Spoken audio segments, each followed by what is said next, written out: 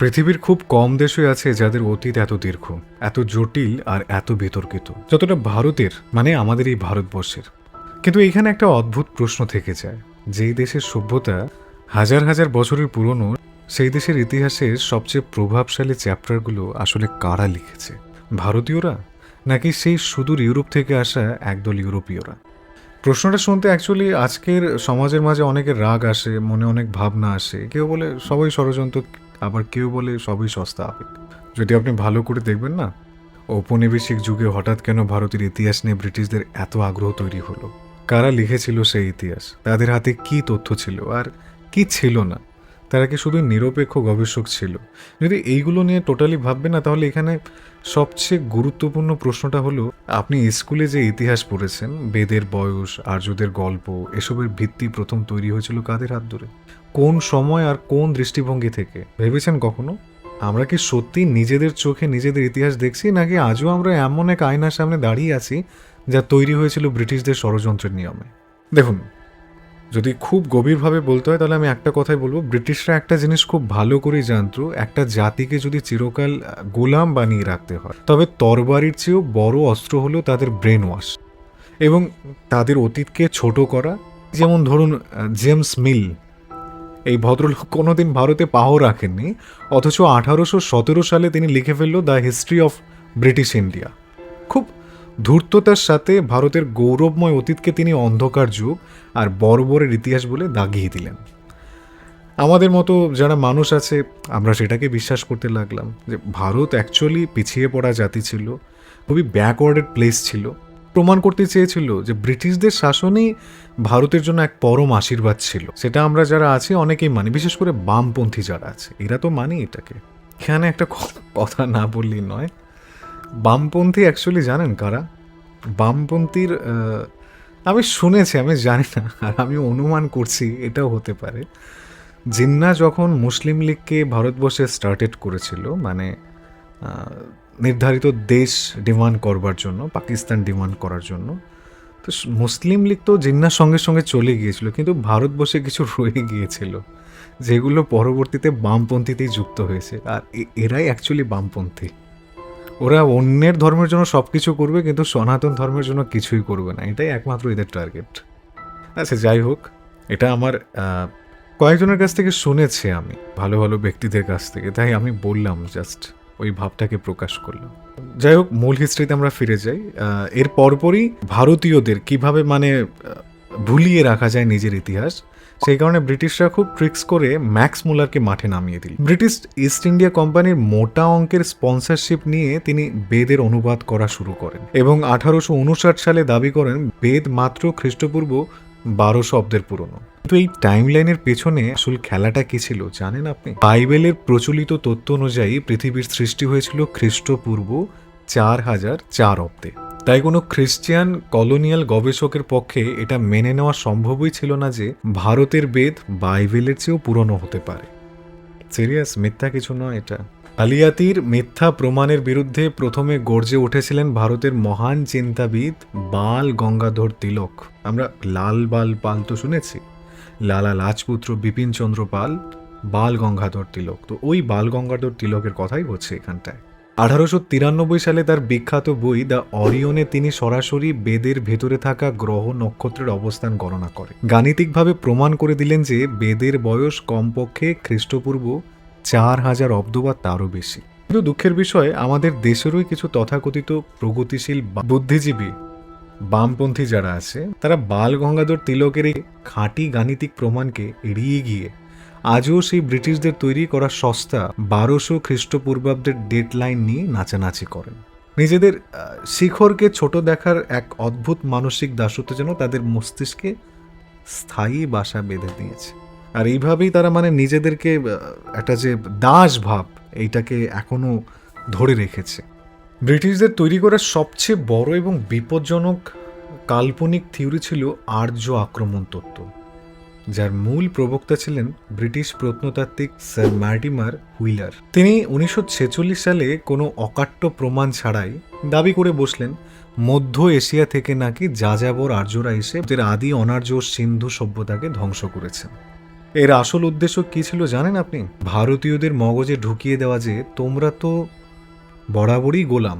আগে আর্যরা এসে শাসন করেছে, তারপর সুলতানরা এসেছে, আর এখন আমরা ব্রিটিশরা এসেছি, তাই আমাদের বিরুদ্ধে বিদ্রোহ করার কোনো অধিকার তোমাদের নেই। কি অদ্ভুত কূটনীতি, তাই না? আর এই সস্তা থিওরিকে পুঁজি করে আজ পর্যন্ত ভারতের কিছু কমিউনিস্ট ও তথাকথিত বুদ্ধিজীবী উত্তর ভারত বনাম দক্ষিণ ভারতে এবং জাতপাতের বিভেদ সৃষ্টি করে চলেছে। কিন্তু এই কলোনিয়াল ও বামপন্থী এজেন্ডাকে মাটির সাথে মিশিয়ে দিয়েছে আধুনিক বিজ্ঞান ও জেনেটিক্স রিসার্চ।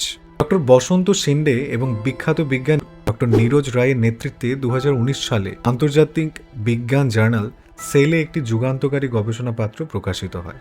রাখি ঘরহির প্রাচীন কঙ্কালের ডিএনএ টেস্ট করে স্পষ্ট প্রমাণিত হয়েছে যে সেখানে বহিরাগত কোনো আর্য বা স্টেপ অঞ্চলের ডিএনএর অস্তিত্ব নেই। অর্থাৎ সিন্ধু সভ্যতার মানুষ আর বৈদিক সভ্যতার মানুষ আলাদা কেউ ছিল না, তারা এই মাটিরই সন্তান ছিল, এবং কোনোদিন কোনো আর্য আক্রমণ ভারতে ঘটেইনি।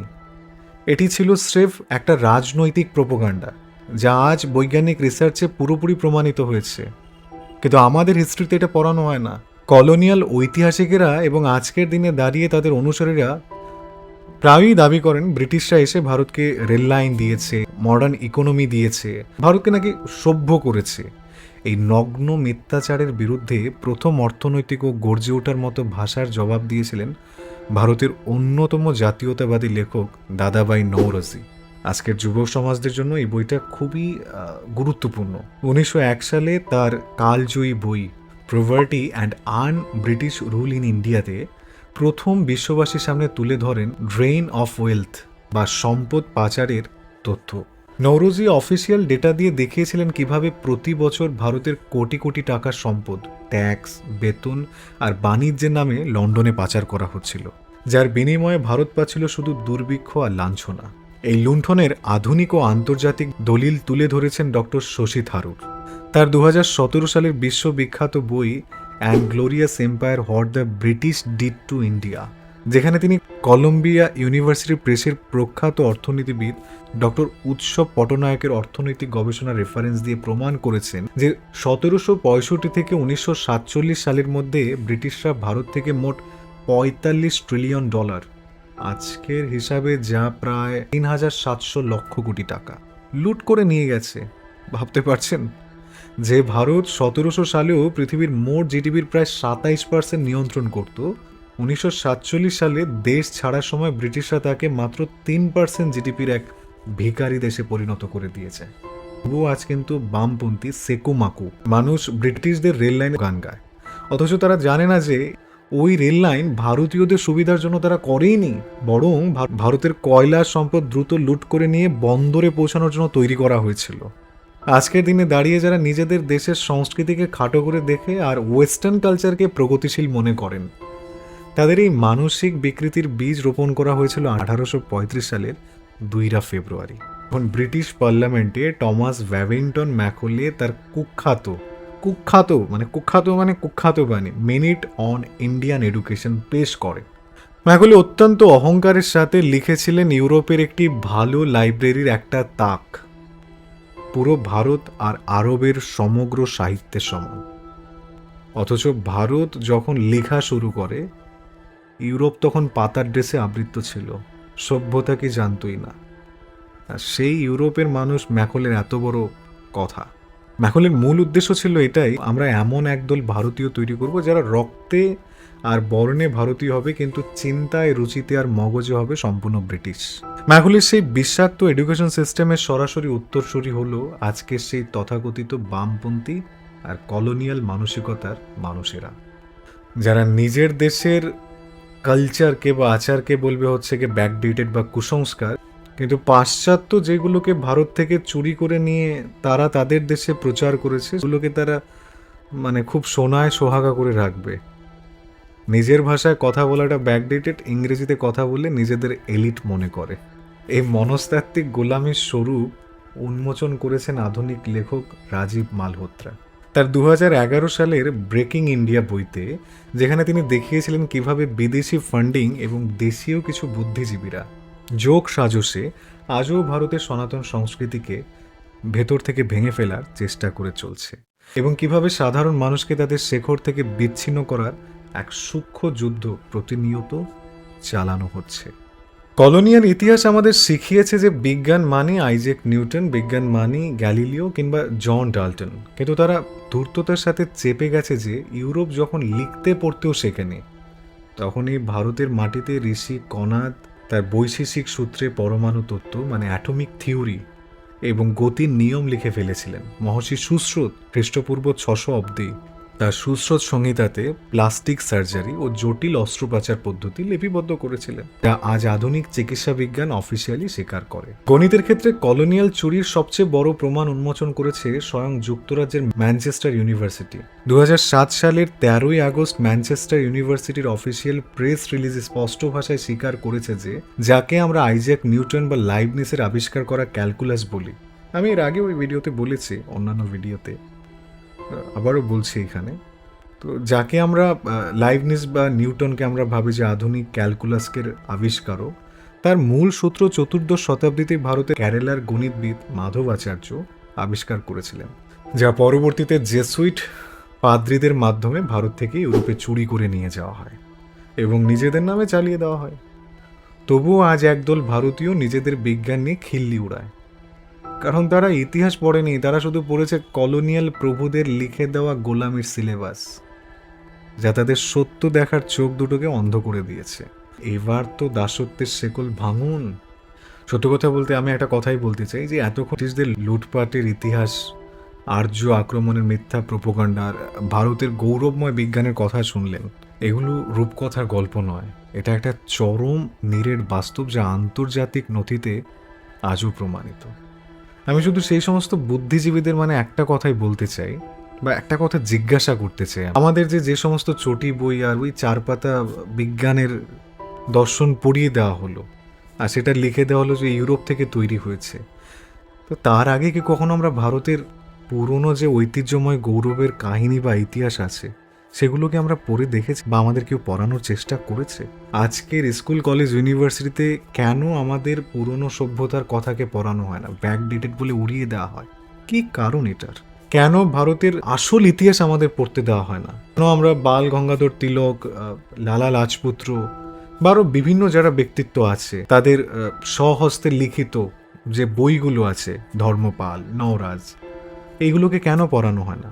একটা কথা মনে রাখবেন, দাসত্ব শুধু ওই লোহার সেকল পড়লেই হয় না, দাসত্ব এইখানেও হয়। যে জাতি নিজের জ্ঞানকে ভুলে যায় না, নিজের পূর্বপুরুষের প্রতিভাকে অস্বীকার করে, অন্যের ধার করা সংস্কৃতির গোলামি করে, ইতিহাস সাক্ষী আছে পৃথিবীর বুক থেকে তাদের অস্তিত্ব একদিন পুরোপুরি মুছে যায়। ওই সস্তার রিলস, সোশ্যাল মিডিয়ার মোহ আর ছদ্ম প্রগতিশীলতার মুখোশ থেকে বেরোন, নিজের ভারতীয় দর্শনটা একটু খুলে পড়ুন, নিজের শেকড়কে চিনতে শিখুন এবং বুক ফুলিয়ে বলুন যে আমরা সেই জাতির উত্তরসূরি, যারা অন্ধবিশ্বাসী নয়, যারা সত্যের অনুসন্ধিৎসু। নিজের অস্তিত্বকে বাঁচিয়ে রাখার লড়াইটা আর কেউ লড়ে দেবে না, এটা আপনাকেই লড়তে হবে। জয় হিন্দ। সকলে ভালো থাকবেন, ধন্যবাদ। আর প্রচুর পরিমাণে ভিডিওটা শেয়ার করবেন, কমেন্টে আপনার মতবাদ জানিয়ে যাবেন।